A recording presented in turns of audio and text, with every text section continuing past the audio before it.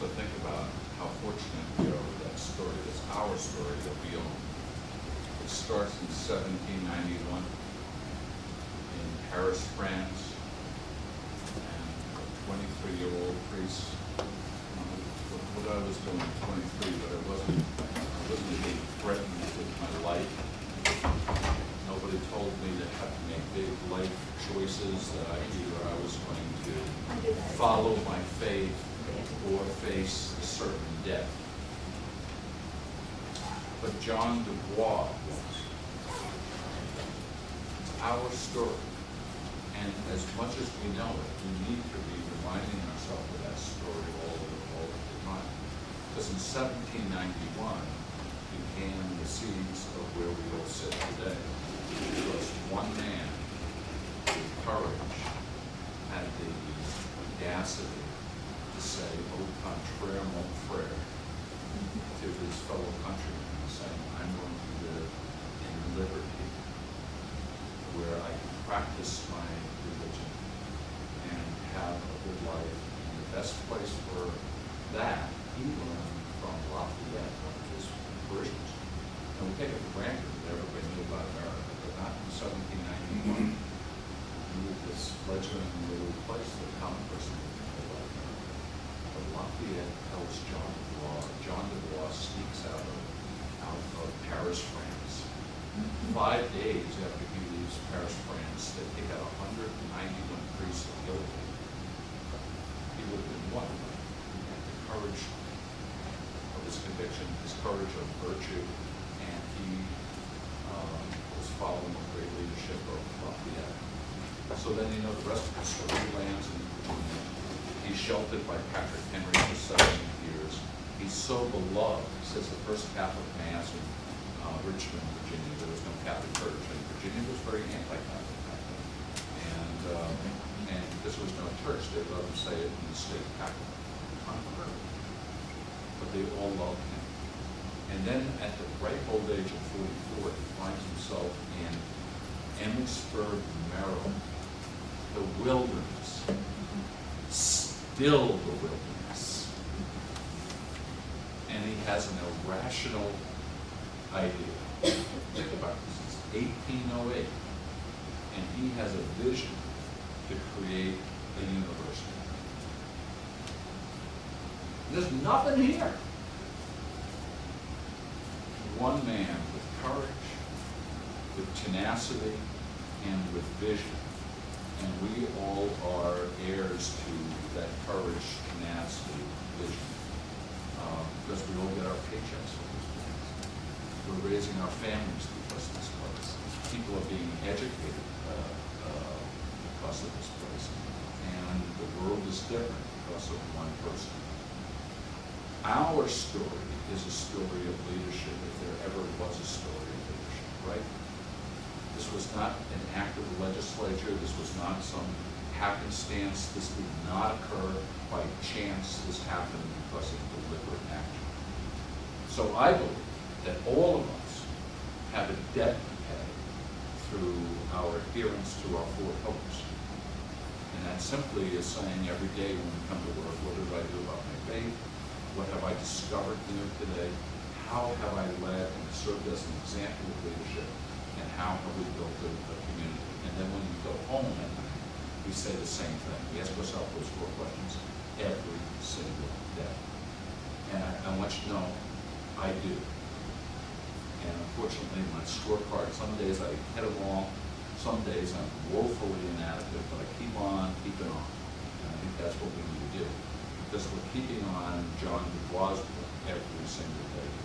And so that's what the leadership is all about, is to give faith to our founder and say we have an obligation to prepare our students in leadership in a unique way. Not just to give it some lip service, but to really challenge them in their young life to say, how are you going to make the world a different place? And we do that through leadership. Everybody leads. And you've all heard me say many times, thank God that all leadership on this campus doesn't emanate out of the president's office. It happens out of everybody's office. And those are the expectations that you take on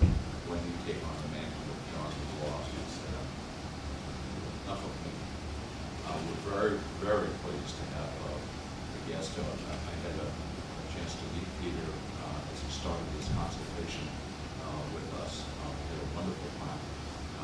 We started talking about Alaska.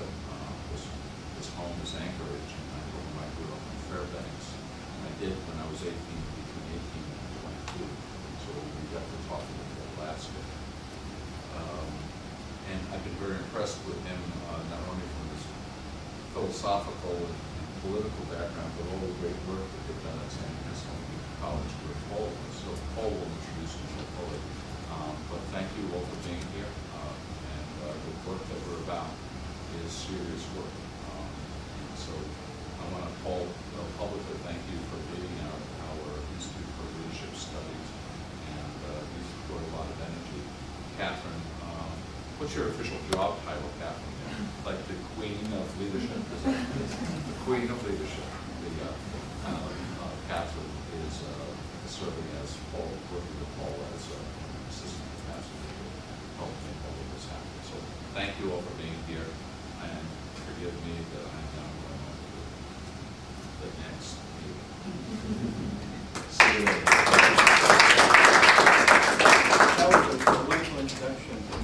I just want to speak briefly about the President's vision, the Board's vision, and Father Dubois' vision of leadership, which forms an important component to our Mount community. The idea that someone whose liberty was threatened during a time of revolution that was predicated on liberty. Isn't that ironic? The French Revolution was all about liberty, but that liberty implied that someone was going to lose his liberty. He takes himself on a perilous visit, trip, comes to the United States, and then he founds this university. The movement of one individual changed the lives of countless others, precisely because he took charge of his life. It's an amazing story. In some sense, that is the vision behind what we're accomplishing in this institute, and what you already do, many of you. In some sense, I told Peter, meeting with all of you, in some sense, preaching to the choir, because leadership development is well advanced and well done at the Mount. I think the value added of the Institute is going to be seen in different ways. The leadership portfolio, perhaps most explicitly, and that's the first wave of value added, in which we connect the experience of each student in the classroom with all the other things that are happening on campus. Reflect upon those things and begin to understand the basic virtue of leadership, that their lives are consequential, that they can make a difference. Father Dubois is one of the people we can refer to, but there are many examples of that. And that they do matter, and that there are times when they will lead. Some are, we all know that some people seem to have more leadership abilities than others naturally. But our point is that leadership is a generalized possibility for each of us. It's a relational concept, and that's something that we're trying to say. Also, by way of introduction, I want to just remind all of you the vision of Tom's vision. And the vision of the Institute is that we are all educators of the Mount. Whatever our role, we're educators.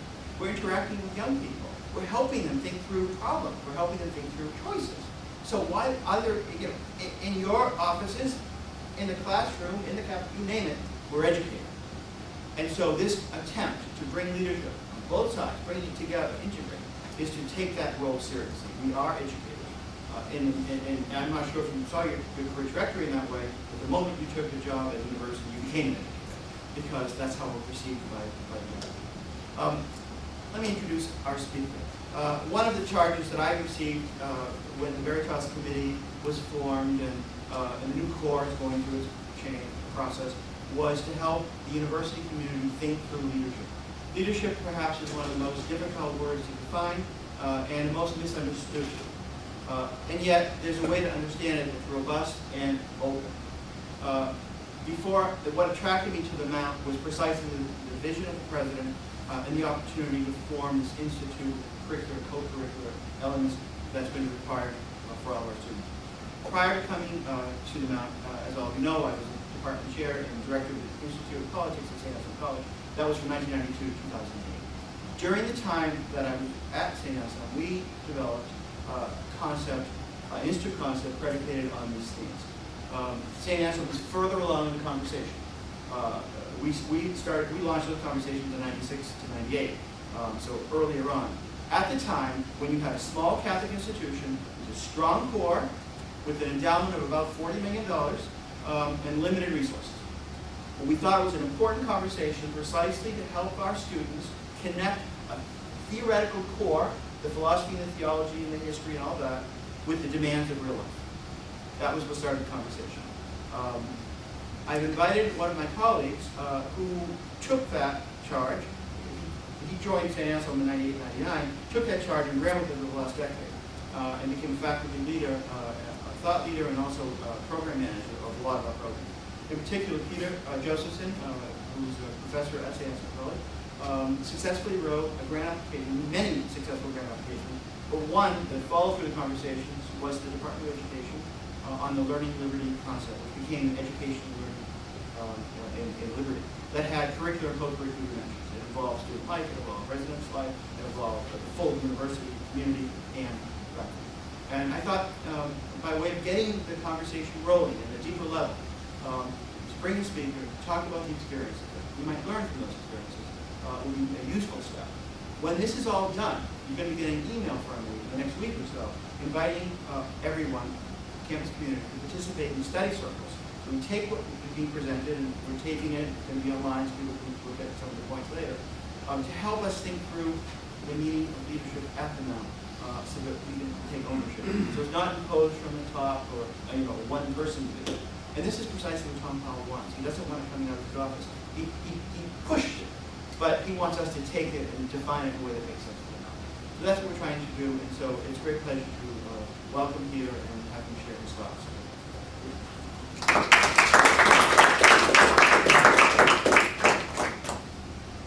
Thank you, Paul. It's great to be here and find myself in the room. I've really enjoyed my visit. It's a really gorgeous campus, and enjoyed meeting with faculty and students, and now I get to talk to you, and that's for reasons I'll explain. I've been looking forward to that since I got here. Looking forward to this meeting in particular. I have a PowerPoint. I don't know if I need to inflict that on you, but I'm happy to at some point if you need to see it. I want to start though in a slightly different way. First, by talking about two programs that we ran at St. Anselm College. That's what the PowerPoint really describes in more detail. And then by describing the dinner that Paul and Catherine and I had with some of your students last night, which in a certain sense advanced the conversation of leadership in all sorts of ways that we found very helpful. Paul was founder of the New Hampshire Institute of Politics at St. Anselm College, which I think was almost literally founded on a wing and a prayer. Certainly there was a lot of prayer involved. I don't know if there were any wings, but lots of prayer. When the Institute was founded, we all knew that it was a good idea to have a place for our students to engage with political life in the state which hosts the first primary in the nation. And beyond that, we were trying to figure out what the Institute would do. For several years, I served as academic advisor to the Institute. Part of that time, Paul was the director of the Institute. And we were trying to figure out in particular how to connect that sort of the hosting of debates, outreach to campaigns and media and that sort of thing with the academic life of the college. And toward that end, the Institute developed a program called the Civic Leadership Academy, which was designed for New Hampshire high school students, a summer program, which I was asked in late 2007 to redesign in order to make it fit with the college's academic program. So we were really trying to balance two things in that Civic Leadership Academy. On the one hand, the sort of academic work of the college, the study, the rooting in a philosophical and theological tradition, and on the other hand, all the stuff that we knew was actually most attractive to donors and even to our students, at least when they entered the door. That is, campaigns, elections, public policy, debating budgets and taxes and that sort of thing. And we found a way to bring those things together that has worked, at least for us. It might not work everywhere, but has worked for us pretty successfully. The second program is this program called Learning Liberty that Paul described. And that was a program that was launched initiated in 2003 by the president of our college, Father Jonathan D. Felice, who called together a group of faculty, staff, and students and said, listen, coming out of 9/11, And given our social justice concerns, we need to do a better job of teaching citizenship to our students. Take that idea and figure out what you want to do. And then you left the room. And there we were, and we had to figure that out. That program became what we called Learning Liberty, because we knew that in addition to sort of teaching of citizenship, it had to be attached to some sort of study, some sort of educational program. And the Learning Liberty program, sort of in its third phase, became Education in Liberty and the Liberal Arts.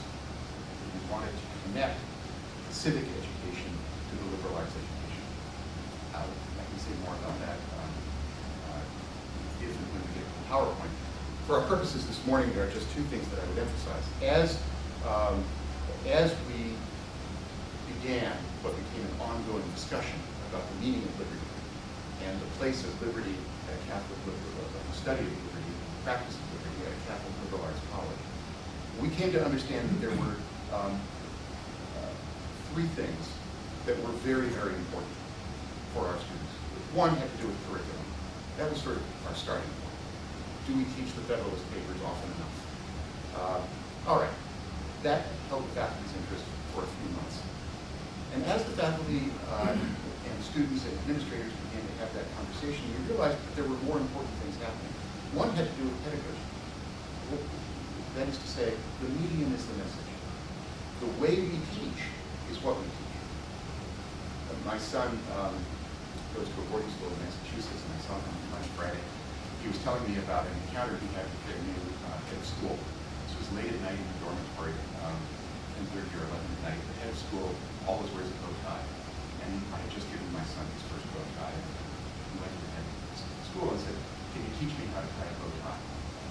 And Mr. Tierney took him into the boys' room to teach him how to tie a bow tie. I spent 20 or 30 minutes on this until my son could tie a bow tie. And my son says, "Dad, I don't know if I'm going to remember how to tie a bow tie." But that wasn't what I read. I will never forget Charlie Tierney teaching me to tie a bow tie. That was the lesson. And in a certain sense, that's true for all of our students come into a classroom, and the architecture of the classroom tells them something, teaches them something. So we became very interested in pedagogy. The interest in pedagogy then led us beyond the classroom. It led us to talk with athletic coaches. How do you teach on an athletic field? And it turned out that the coaches had quite a lot to tell teachers about coaching as a metaphor for teaching. And then we went to residential life, which has since been renamed Residential Life in Education. We said, what are our students learning in dormitories? And it turned out that the residential life staff had already thought of that. They had already thought of their programming as part of an educational program. And so a big part of education in liberty and the liberal arts came to mean identifying things that were going on in campus life outside of the classroom, on athletic fields, in dormitories, and then thinking about what it is we're teaching, what it is that we're in those environments, what it is that we're doing well, what it is we could be doing better, how we could support the work of places like the Office of Residential Life and Education. And it's resulted in much greater cross-fertilization between sports and academics, campus life, and the classroom, which has really enriched the entire campus experience and made our jobs as faculty members easier and more worthwhile. So that, in brief outline, are the sort of things that we were interested in at St. Anselm College, and in a brief description of the development of our program. Last night, Paul and Catherine and I had a really wonderful conversation with some of our students. And it was long. It was the end of the day at 5:30. We're all, well, at least some of us are very tired. And the students show up in their finest, and they're ready. And so we had a conversation with them, which I thought would last about an hour. It lasted about 2 hours. And the conversation came to be about something really extraordinarily serious. And explicitly, not just sort of implicitly in the wings, this is what we're really talking about. No, explicitly. The students said, when we think about leadership at Mount St. Mary's, what we are talking about is how we will live our lives. Socrates in the Republic says that's the most important question. How are you going to live your life? And the students already understand that that's the question that they are answering. And in the course of that conversation, we asked them about what leadership meant to them. And they could all point to examples in the classroom, in sports, athletics, in dormitories, and in campus life. They were already thinking across the spectrum about what leadership meant to them and what they were learning about leadership, about the sort of experiences that they were having. And then we asked them to describe what it took to practice leadership at the moment. And they immediately turned. I was so pleased and so surprised in a way, although I suppose I shouldn't have been. They immediately turned to the language of character and the language of virtue. And they said, well, it takes integrity. It takes knowing yourself and being true to yourself. That's integrity. It's a virtue. It takes courage, because when you start, you're the only person. So it takes courage. It takes the capacity to see what would make the community better and to know how to do it. And I said, well, when you say making the community better, what do you mean? And she goes, well, that's what justice is. Justice is virtue. And then they said it also takes a kind of intentionality. That was the word they used. Intentionality. You have to be thoughtful about what you're doing. You have to be a thoughtful person. You have to have some sort of prudence or wisdom. But that's a virtue. And that was the language that the students used in describing their experience of leadership. And then one young woman, Shannon, said, you know, when I think about leadership, the thing I really think about is leading yourself. Even more than leading others. It has to do with my own agency as a person. I was just completely blown away. And that is remarkable. These are, in this case last night, there was a 16-year-old at dinner. These are 16 to 21-year-olds who know more about leadership than 40 years old. They've already begun to reflect on this. And so, I think the mount is I was going to say ready, but maybe what I mean is on the precipice of a really marvelous conversation about what the practice, education, and leadership is currently, identifying those things, those areas in which students are already receiving that sort of education, thinking about what is going well and what can go better, and dreaming about what sort of things will be added in the future. And in a way, I think my job here yesterday and today is just to suggest ways that conversation can push forward. So before I delve into details, even if we need to ever get to that, I suppose I'd be curious to follow up the student conversation with a conversation with you. That is, when you reflect on the practices of leadership on this campus for your students, what sort of things come to mind? What sort of experiences? What sort of programs strike you as identifiers? That is, things you would point to and say, there's an example of this pillar at work in our community.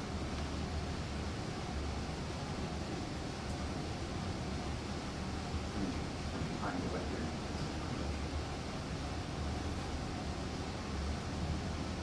Well, I'd say the Fed challenge on the academic side.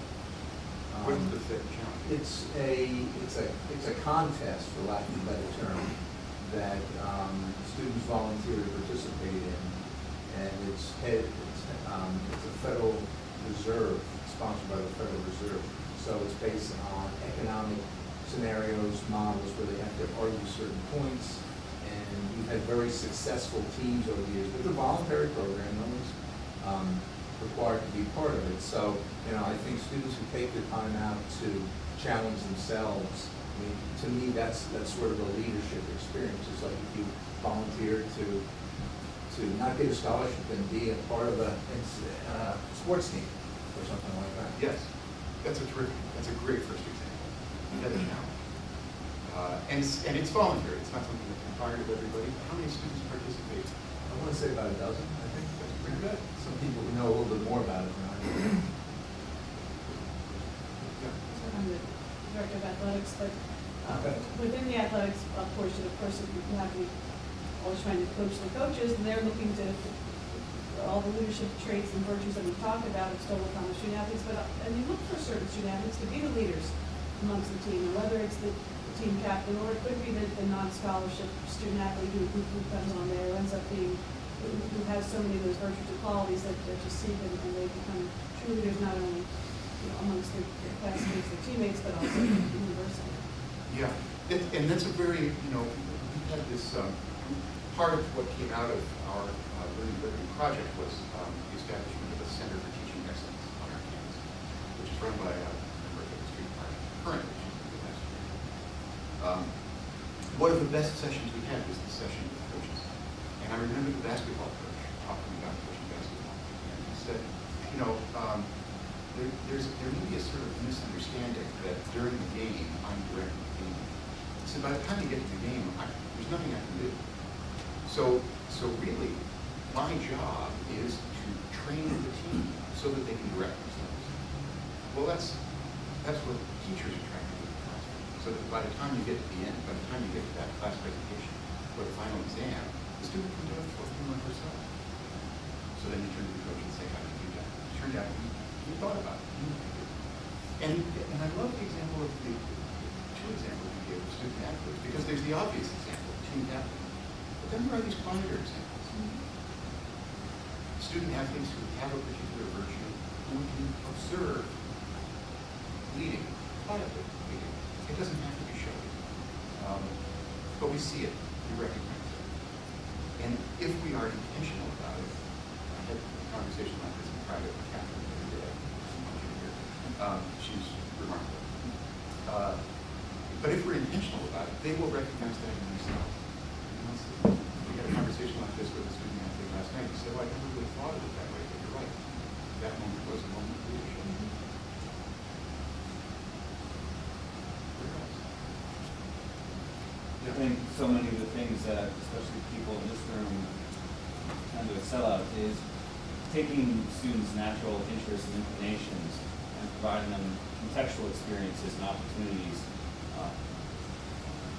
to learn about their interests in a leadership-oriented way, but taking those things that might just be interest, whether it's sports, whether it's their interest in faith, whether it's social justice, outdoor ventures, you name it, on, and taking those concrete experiences in their interest and making those life lessons transferable elsewhere. The reality is that a small school like this, many people are not going to, if they're RA, they're not going to go on to a career in residential life. If they're an athlete here, they're not going to be a pro athlete, and so forth and so on. So it's really about what those experiences can then be made transferable elsewhere. But I think that leadership lesson begins easiest in this contextual format. Yeah. Something they're naturally inclined to. Yeah, that is absolutely right. And in a way, it might be the most important thing to say about leadership education. Different students have different interests. We all know that. We need to find their point of contact. What is their passion, their love, and teach them those development, those will help them develop themselves, those sorts of skills which are transferable and illustrate them to be transferable. That means that leadership doesn't come in a single form, and it doesn't come in a single format. It can happen in lots of places. Recognizing those places and being deliberate about it. That is, recognizing them and saying, I recognize what I'm seeing. I'm seeing a teachable moment. I'm seeing that moment when a student is leading. Maybe not even know it. But what if they do it? Then the experience is you're already doing it. You're already doing it. I'm sure it happens in dormitories. I'm sure it happens in clubs and organizations. I'm sure it happens in less formal disciplines. struck in my visit here by how much students look out for one another. Well, that's an exercise in leadership.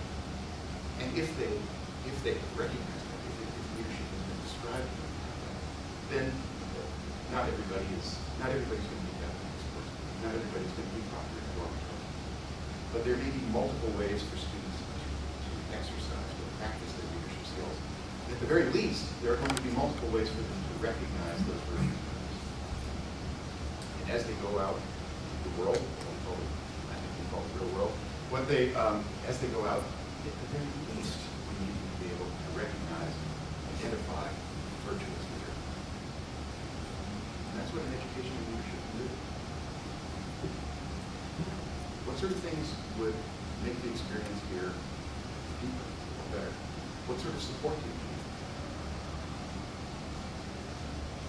I think as an administrator, it's important for us to have a keen understanding of the students that we're working with, collectively and individually, because sometimes as the administrator, one of the things that we have to do for a student is make the invisible visible, and it's recognizing the potential that a student has, and it's only invisible because they don't see it, and sometimes how it shows up for them is, them maybe not being involved in any type of student organization to kind of building a relationship with us, and then kind of us redirecting their energy, their passion to a student organization, and then them becoming a leader within the student organization. I think that it's formal and informal. Right. But I love that. Because this is the thing that we had to learn at St. Anselm. That is, we had to learn to think of our students on an arc. Start with them as September freshmen. How do we move them to May seniors? And not just to sort of let the time pass until they get there, but to think deliberately about what sort of path they're on, to recognize them as individuals, to say, oh, there's Ashley. And I know Ashley is a freshman, and I see something in her. And then I see her as a sophomore, and I'm always assessing, I'm always applauding in a certain sense. Look what she's done. And it's not exactly what I thought she was going to do, but I can see the path, and we have an outcome. We have, at the end, there is a student of the mount that we have in mind. It's probably a large Venn diagram. I have many students of the mount, but have some idea where that student is going and how. Again, that requires thinking of curriculum, campus life, athletics, the whole picture in a much more holistic way than we usually, at least than we at St. Anselm usually did. Put things in silos, marginalize. We found that the more we can break down those silos, the better the experience is for our students, and the better the experience is for teachers and staff. What would help you do that better? Here's the big thing, next time. Maybe you don't know. Maybe you will think of it exactly next week or next year. Really good. But here's the big thing. In your wildest dreams, what do you want?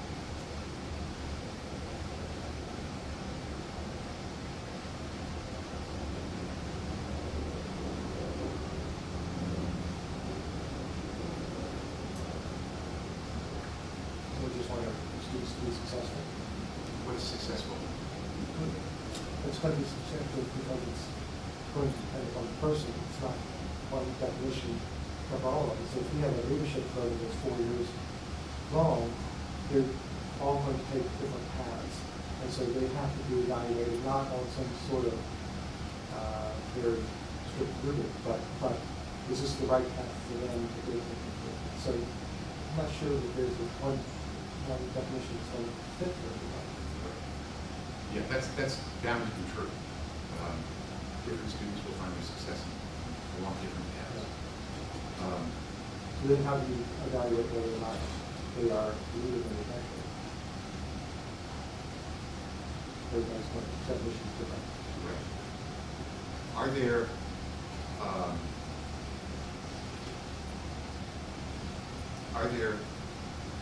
habits or practices that are identifiable across paths that we want to stay? In other words, how do you recognize it? Yeah, I mean, you set up milestones and say, by this time you have to participate in this sort of an activity or written this sort of a paper to reflect on it or something like that. But I'm not sure that that actually is going to lead to development of a leader.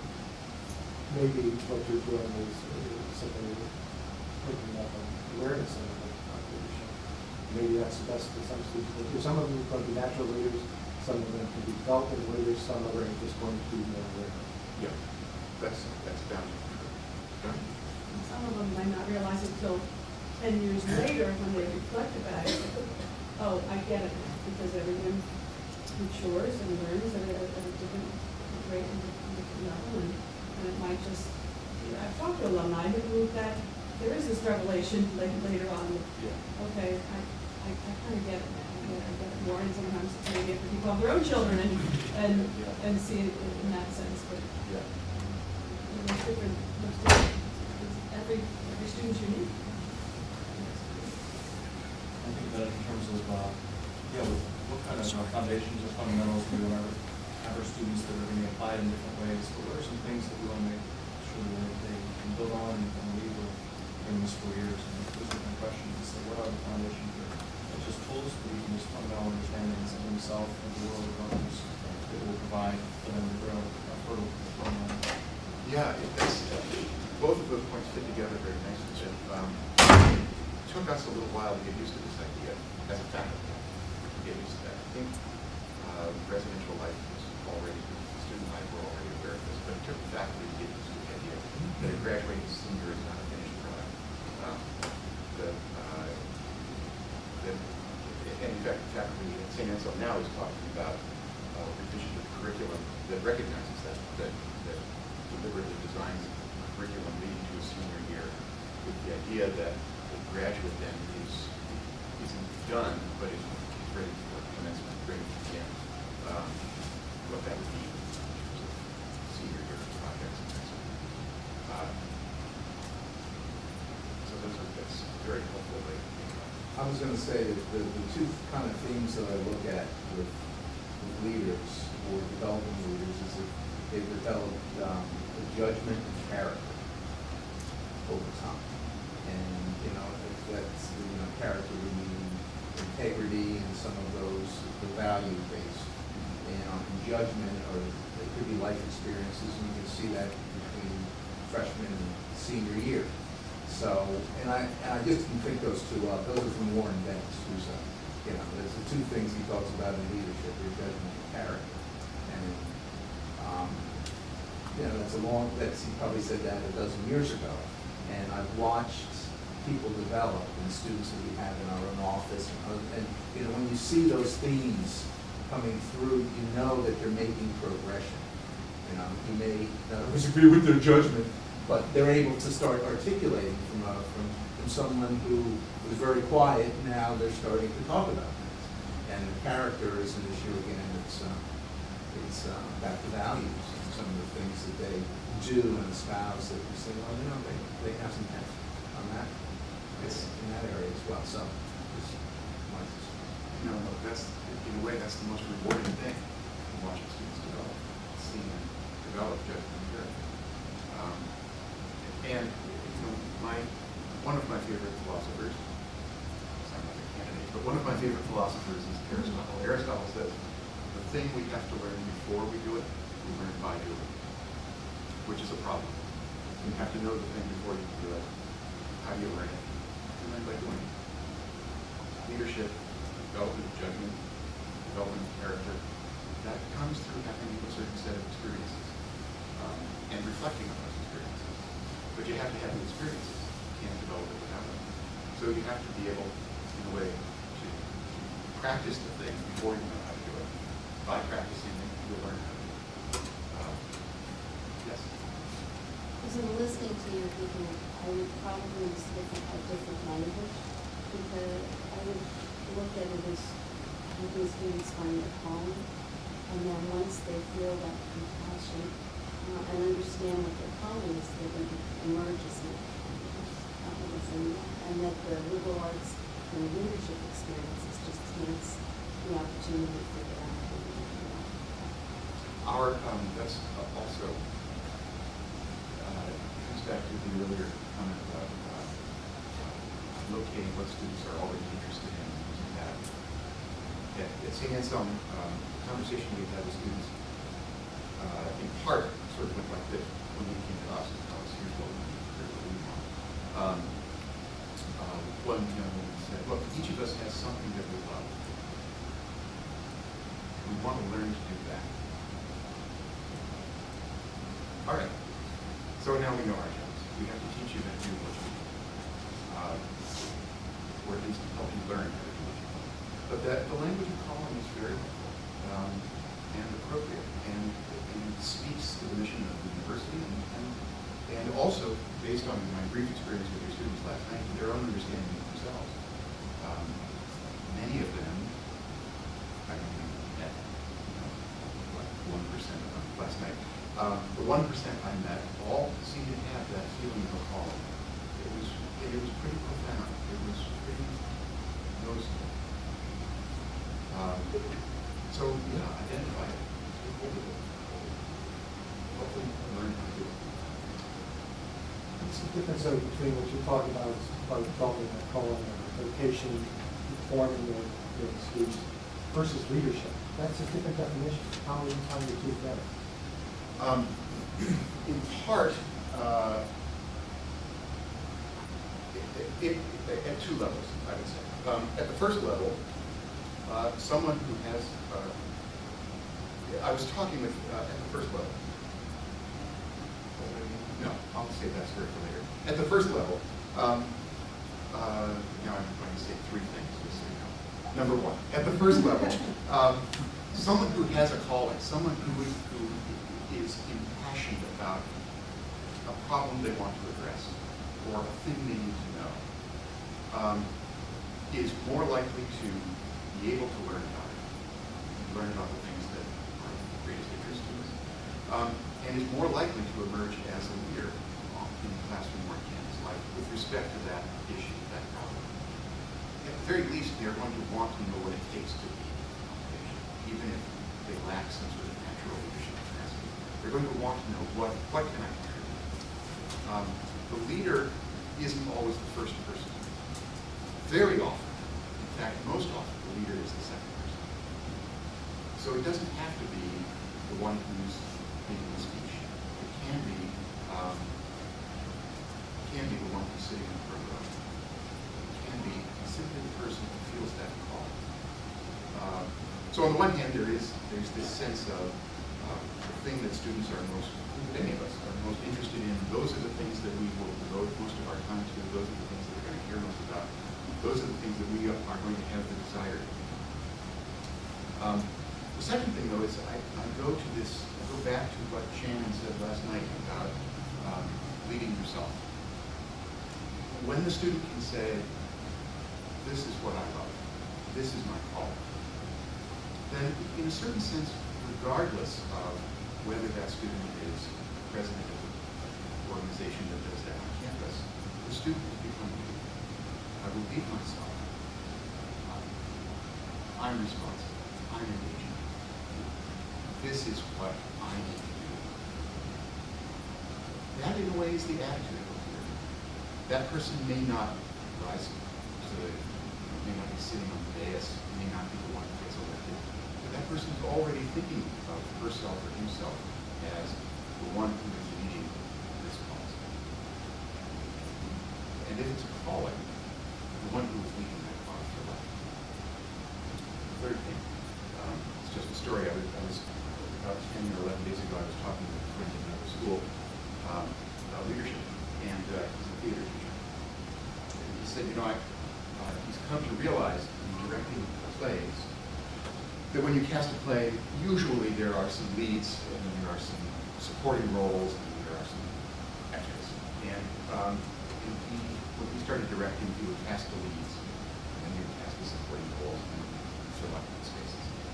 And he said he realized over a period of just a few years that it never worked. It never worked that way.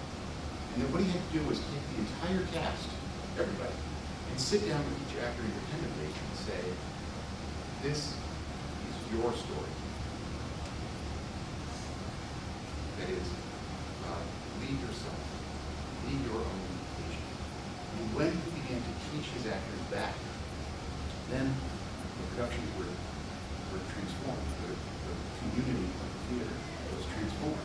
It wasn't just a couple of leads in the spotlight doing a terrific job. All of a sudden, you look at those productions, everybody on the stage has a story that they are in. It makes for a much richer production. I had never thought of it that way, not exactly that way. When he described it to me, I thought, yeah, that's true. If everybody has that attitude, has that self-understanding, I have a story, I have a call. They actually behave differently. They live differently. They won't all be in the spotlight. But they all treat each other in a different way. They move together. So I guess those are the three things.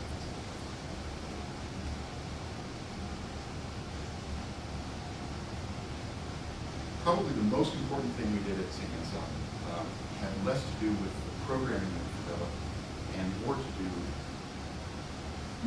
with the process that we went through. And partly I've come to that conclusion.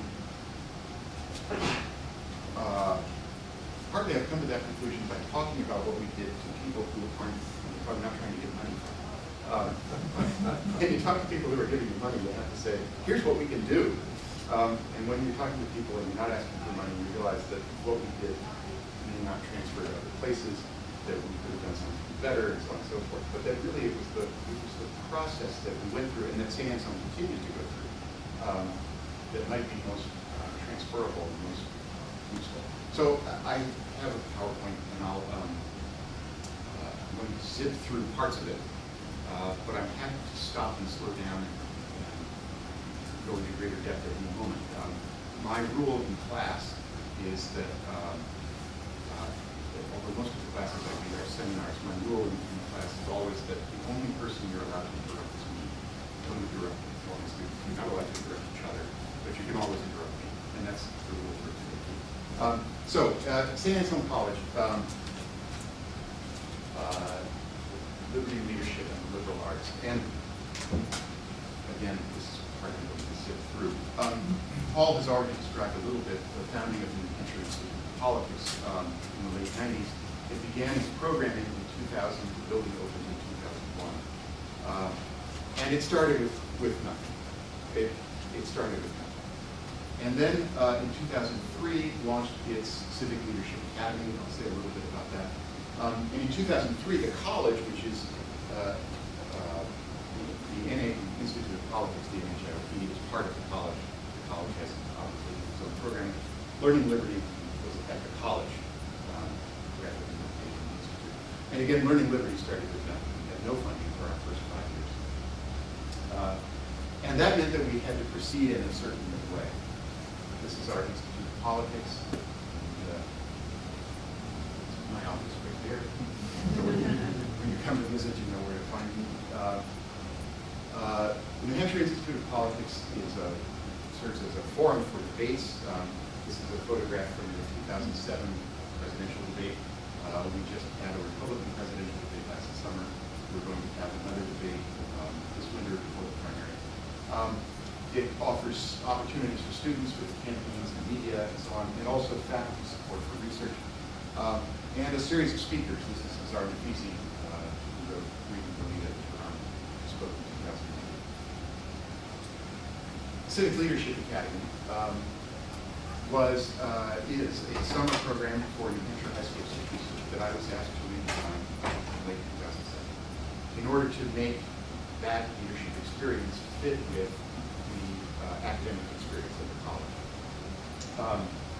And so we did that by focusing not only on practices of leadership and political leadership, which is what the Academy did earlier, but by widening that to think more theoretically about principles of leadership, and to think about other models of leadership outside of politics.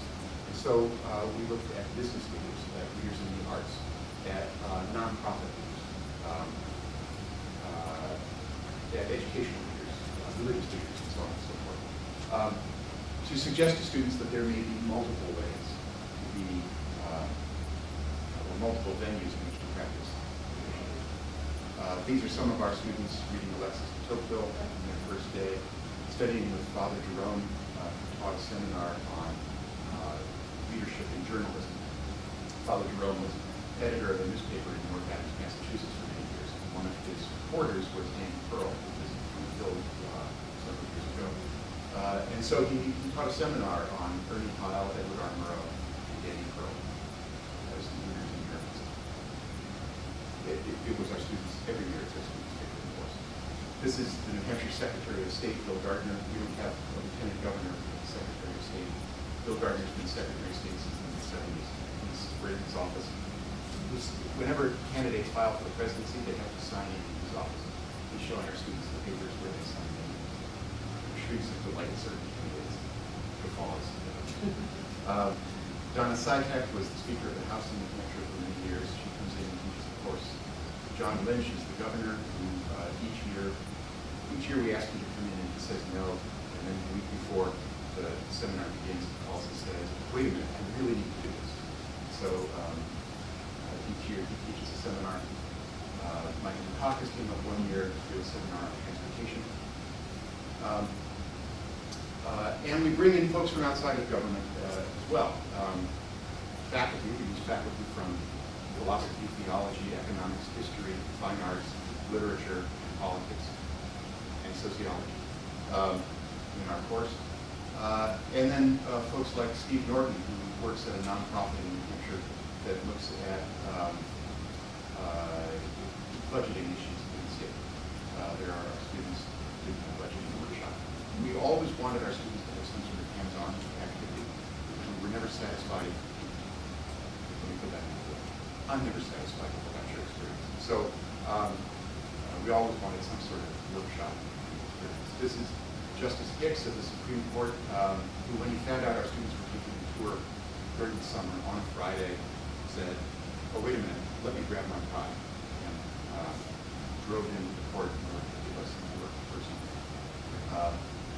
This is a woman in pink, is Robin Comstock, who leads she's the president of the Manchester Chamber of Commerce. And she and her deputy, Michael Stillman, do a terrific workshop for our students on civic leadership and business. And there's just a brief rundown of the curriculum. Each day started with a reading from Alexis de Tocqueville. Then each day more or less ended with this session we called Portraits of Civic Leadership. That's what we saw Father Jerome teaching.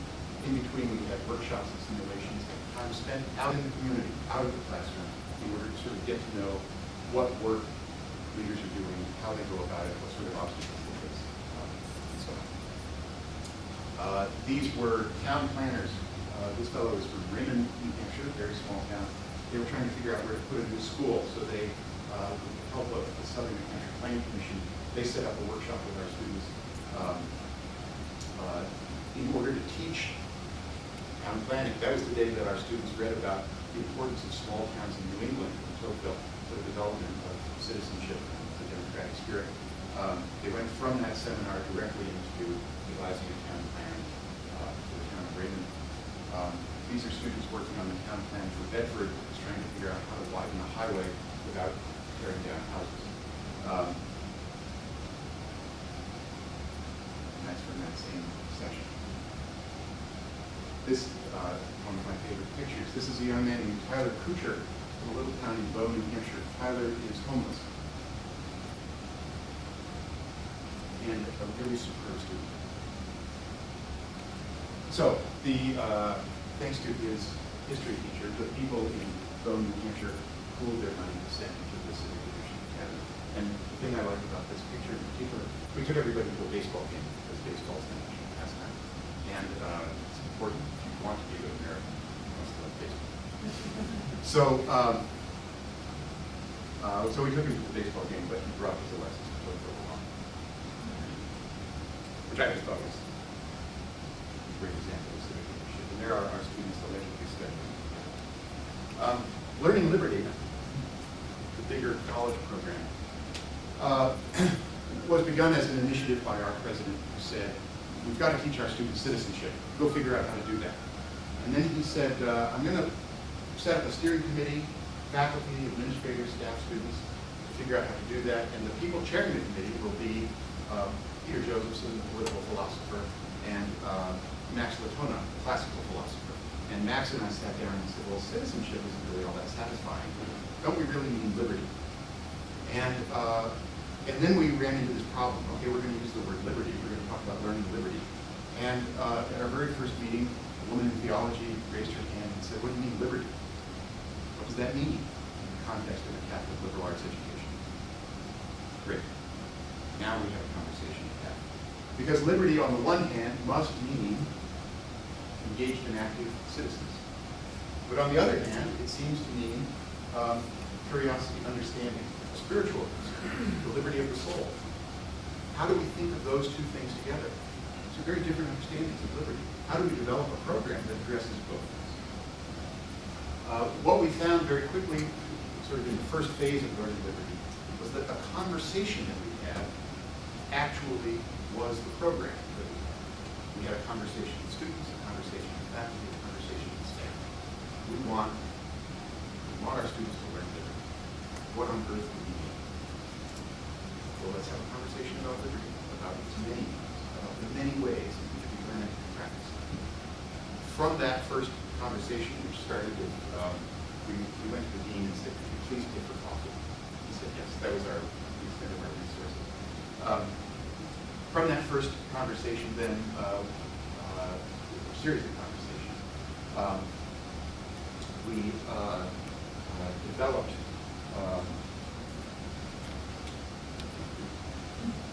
we formalized, really, a series of conversations, talks led by faculty, workshops led by students, and that second phase then led to our grant. We were able to go to a grant agency and say, look, with $1,000 a year, look what we've accomplished. And in fact, we went to the grant agency and said, if you give us $50,000 for 2 years, here's what we can do. And the grant agency, it was the Department of Education, said, we can't give you $50,000. $50,000 raises all kinds of bureaucratic red flags. We can give you $191,500. We've got 2 weeks to make a budget. Okay, all right. Now what do we do? But the first 5 years of the program, zero funding, virtually zero funding. Some money came from our provost, some from our dean. And then, having had that, we demonstrated what we could do. We were able to go out and get the Department of Education grant and also an NEH grant for the course development. Yeah, how many people was that open to? It was open to the entire campus. How many participated? In the initial round of what we call study circles, the concept we got, I think, from the University of Michigan. In the initial round of study circles, St. Anselm is about the size of the mountain. Probably more students, about 30 more faculty. I don't know how many staff administrators we have. In the first round, we had about 250 people participating in those discussions. What we did initially was we set up these things that we called study circles. They met once a week for 4 weeks, each study circle. Each group was about 15 people. We looked for a mix of faculty, staff, and administrators and students. And we started with the first question. When we talk about liberty, what do we mean? And that was week 1. And then week 2, the question was, what do we already do to educate for liberty? What sort of programs or events or practices do we already identify? What sort of offices or departments already seem to be working in this area? Week 3, the question was, what could we do better? How could we better support the work that's already going on? And week 4 was, what sort of new programming would you like to see added? Those study circles met, I think there were 18 of them in all. Those study circles met for 4 weeks. In the 5th week, we brought everybody together in a community meeting, we called it a town hall meeting. And each study circle made a presentation of its findings. Here's what we thought liberty meant. Here's what we thought we were already doing. What sort of people are already working on this. Here's how that work could be better supported. Here's a dream for the future. And then the steering committee took all of that data and tried to find the points of commonality, or the things that at the meeting seemed to generate the most interest. It happened, that study circle B made a certain proposal. Nobody else had thought of it. Everybody said, oh, that's a terrific idea. So it's not really a point of commonality in terms of the presentations, but there was enthusiasm for it. So we identified those things and then tried to figure out whether we could do those things on the cheap. Some things ended up on the back burner just because they would be expensive. Redesigning the student center space, for example. We went to the dean and he said, not going to happen anytime soon. It goes on the back burner. It actually, there has been a redesign of the student center since then.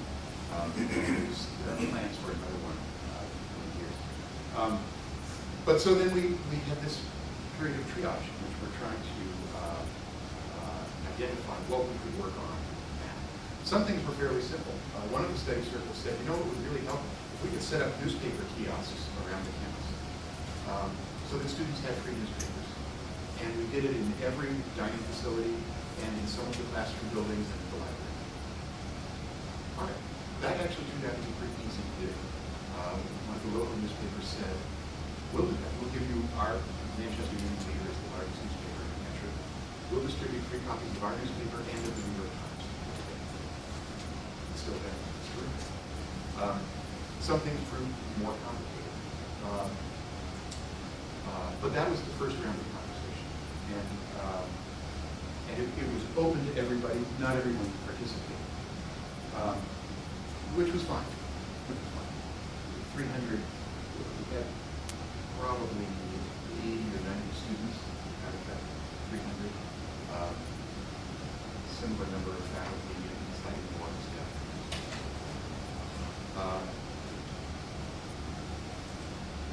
That actually would turn out to be a sort of important point. I mean that the key there is we had a model for a conversation, a way that we could, as a community, sit down and talk about this.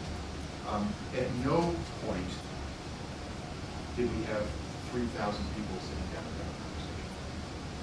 It was always 20 people here, 15 people here, 300 people over here. I will say that when we brought all of those circles together, and we did this multiple times actually over the years, it became a kind of routine at these town meetings. We would do one in the one at the auditorium, the HLP, and there was, this was a marvelous meeting in which we had people, just very planned it this way, we had people rising different places in the room to say, here's the program that we're working on. Here's the program that we're working on. We had the sense that there really was a community of people doing this sort of work, and there were 300 people in the room. Those 300 then went out and talked to the other 27. And so what we found was that 10% really was, routinely was the tipping point, which we didn't expect. We thought it would be 40. No, 10% was the tipping point. When you get 10% of the people having a conversation, it became a campus-wide conversation. We also put together summer faculty seminars on education and liberty. These would meet for 5 days. We'd get faculty members together 6 hours a day to read Plato and Rousseau and Tocqueville and Shakespeare and Paulo Freire and bell hooks and Friedrich Hayek, and talk about what it was we were trying to teach, what this liberty thing was, how it might best be taught. About a third of our faculty have now gone through those seminars. And that also has, and our goal wasn't to arrive at programming. Our goal was just, here's another way for us to have this conversation. Having the conversation meant that now faculty go to meetings, and we all know what the issues are. We all know what the parameters of the conversation will be. In effect, we've all agreed on the terms of discussion, in terms of debate. We haven't agreed about what liberty means to us. We agree that there are multiple meanings, and that I'm right and you're wrong. That's what we've agreed on. and that it's an ongoing conversation, and that each of us is going to make a different kind of contribution to that education. Out of those faculty seminars, we told faculty we are not interested in programming, we're just interested in having a conversation. And invariably, the last afternoon, some faculty member will raise his or her hand and say, wait a minute, over lunch we had this conversation about programming. Can we please talk about programming? And then Max and I would say, yes, all right, Joe. What do you want to do? And this was one of the more popular suggestions. Here we've gone through a week-long conversation, and we always were very careful to balance the conversation. Senior faculty, junior faculty, even number of men and women. We insisted that no more than 2 people come from any single department. We did the same thing in our study circles when we were mixing faculty and staff and administration and students.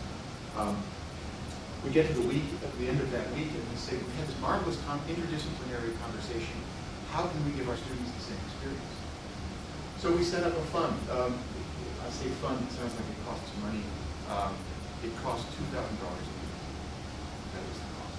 And in exchange for $2,000 a year, 40 faculty members visited each other's classrooms. So if I'm teaching a course on Renaissance political thought, I have a historian who knows about the Renaissance from a different perspective to come in and teach one of my classes for me. So that my students get to see us modeling an interdisciplinary conversation. And then that same impetus led to the desire for interdisciplinary courses, and so we started writing grants. We got an NEH grant for this Bring Questions course, which is now being taught for the second time by a theologian, a sociologist, and a professor of literature. Last year by a theologian, a political scientist, and a philosopher. And there was another course on social justice. Always interdisciplinary, always combining theoretical with practical work.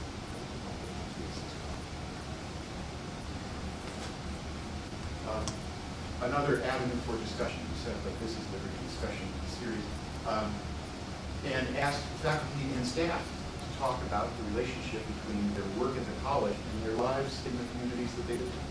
What on earth? We had a wonderful talk by an art historian who said, I'm an art historian. What on earth does that have to do with my life living in the city of Manchester, trying to deal with transportation issues in Manchester? Which is a marvelous sort of talk. We were, again, nothing that we should plan, but part of the programming we developed was for this Center for Teaching Excellence. We actually went to our dean and said, listen, you know what would be great? It would be great if we had an office for education and liberty and the liberal arts. Nobody's got that. He said, no, you can't have that. But you can have an office, you can have a Center for Teaching Excellence. And one of the faculty who went through our seminar heads up that. I mentioned that. And then we last year hosted a national conference on liberty and the liberal arts, a 3-day conference. It's 4. Started 1 week, but 3.5-day conference, in which we brought in people from 18 colleges and universities around the country who were doing similar things. It's worth mining what other people are doing. Grinnell has a terrific residential life program. Dickinson has just a great program in citizenship and leadership. Allegheny College, wow, they just knocked my socks off. Each year the campus is dedicated to a particular issue of social justice, and campus life organizes this program around that issue. Again and again, the fellow philosophy professors are not Polio who takes his students into elementary schools to do work. Again and again and again, we found examples of great work at other places. We have, of course, because we succumbed to the sin of pride, we had designed this so that we could tell everybody about the great work we were doing, and it turned out that other people were doing as great or greater work. That had to do with curriculum and pedagogy. We also had this great concern for student voice and civic engagement. We knew that it wasn't enough for us to do stuff in the classroom. We wanted to reach out into the community. And so I mentioned the work of the Office of Residential Life and Education. We went to them and said, we're interested in what our students are learning in the dormitory. And the Office of Residential Life said, so are we. Here's what we would like to do. Is there any way you can support us? They wanted to put together residential learning programs. And I'm sure you know more about that than I do. But the way the program works at St. Anselm, students working with a faculty advisor put together a proposal. We'd like a dorm, we'd like it arranged around the following theme for next year. Typically, they just run for 1 year. The environmental stewardship, which was the pilot program, ran for 2 years. But typically, they just run for a year. And they make a presentation to the residential life staff and faculty.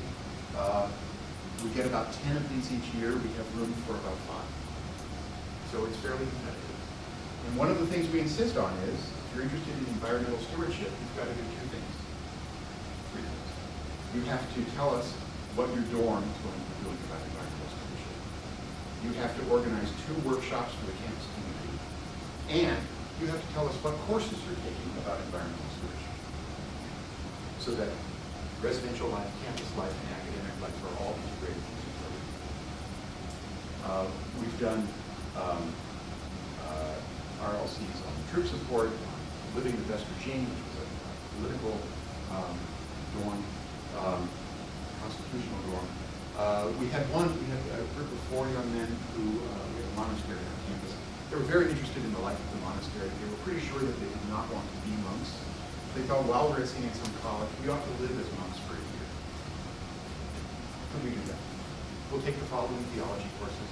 Our advisor is the abbot. Would that be all right? Well, yes, of course. That's an excellent idea. And so we were, again, at a very low cost. We were able to sponsor those things. Our contribution to each dorm was $500 a semester. Not very much. Big impact. And then students came to us and said, well, we'd like to have students at some faculty members initially. We'd like to do some workshops on the weekend.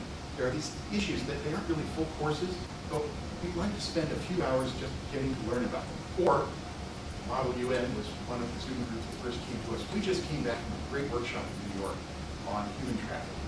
And we'd like to recreate that workshop here for St. Anselm. Could you help us do that? We said, how many students do you think you'll get? They said, well, we think we'll get about 20 students. We said, yeah, sure. We'll set up the auditorium, we'll provide lunch. That's what we'll do. All right. They do a workshop on human trafficking. 80 students showed up. Typically, we would get 80 students in these sorts of things. We actually had to run the human trafficking workshop twice, because some students found out afterwards and said, wait a minute, I didn't know about that. Can you please do it again? We did workshops on immigration, nuclear proliferation, and so on and so forth. Budgeting. After the very first, the initial one, which was on nuclear proliferation, that came from faculty members. After that, it was all the students who said, here's a workshop we would like to do. Yeah. We also hosted an annual student academics conference. These were 2 of them. We're doing another one in the spring. It's told is going to be bigger. We had students who ran academic citizenship programs during orientation, and what we call the second book forum, when there's an economic meltdown, when Osama bin Laden is killed. That is, issues that are sort of peaks of interest on campus that people are concerned about, that they want to know more about. Why not bring together a group of faculty members to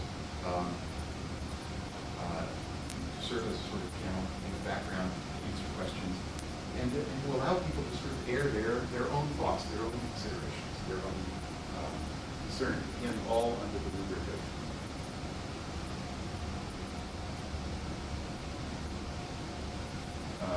these are students designing the best machine. Oh, and then off-campus study. That's the last slide. How about that? One of the things we wanted was, and Ansel at the time, that was 8 years ago, didn't do this very well.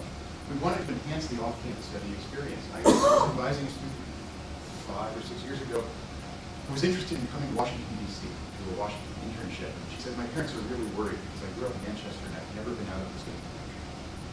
And I thought, that's impossible. There's just no way we've never been out of the state of the country. She said, well, why would I ever? We have a beach.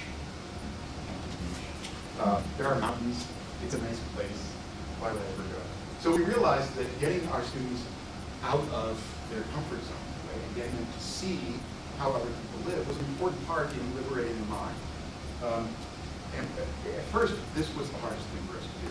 It's hard because it's very costly, and we weren't allowed to spend any money on it. But, in retrospect, cooperating with another college in New Hampshire, we set up a program in New Orleans following the trip. We had an economics professor who went through our summer faculty seminar and said, you know what, I don't think you can do this in China. So we did. A theologian and a sociologist who went through the summer seminar and said, we'd like to do a program in Peru. We gave them seed money for course development. A criminal justice professor who went through the summer seminar and said, we could develop an exchange program in St. Mary's and Belfast. So we did. A philosophy professor who went through the summer seminar said, been working with a soccer school in Manchester, and said, you know, Manchester is a United City, State Department identified city for refugees. We've got Iraqis and Bhutanese and Somalis. They're all playing soccer together. Couldn't we take those kids and attach them to St. Anselm students and go to New York and study immigration together? Great trip. So, all of that product came out of the process. The process started with study circles, getting diverse groups of people together just to say, when we say we want people to learn liberty, what is it that we need? What is this liberty thing? How do people learn? What sort of programming do we do? How could we improve that programming? And what are our dreams? If we could afford it, what would we like to do? It was that conversation that mattered more than anything. At St. Anselm, that conversation is still going on.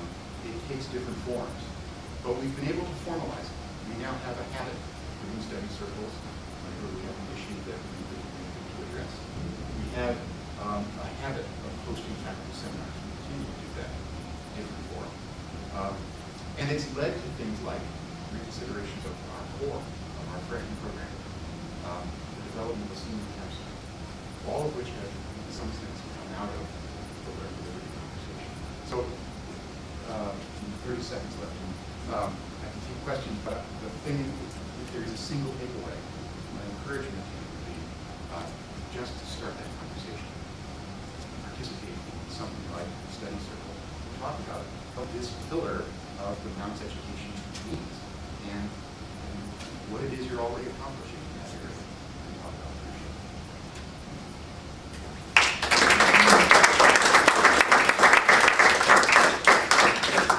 To close the in-service, the study circle concept is a very valuable tool to engage the university community on this sort of subjects.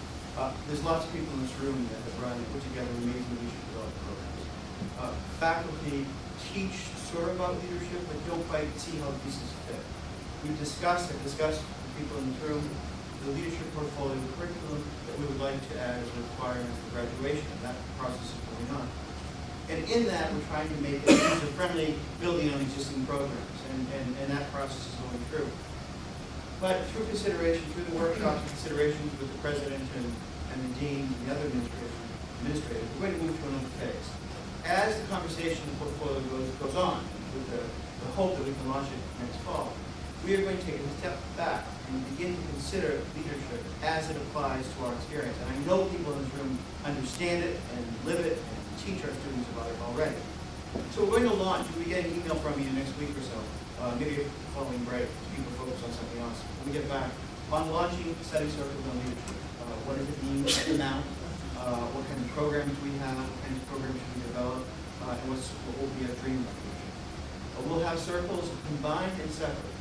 Staff, faculty, and students to begin, and then we integrate them, and we move this ball along. So we're going to work at two different levels. Portfolio continues, and per our previous discussion, we deepen the conversation on liberty and leadership here, precisely because leadership does have specific meaning. It does inculcate civic virtue.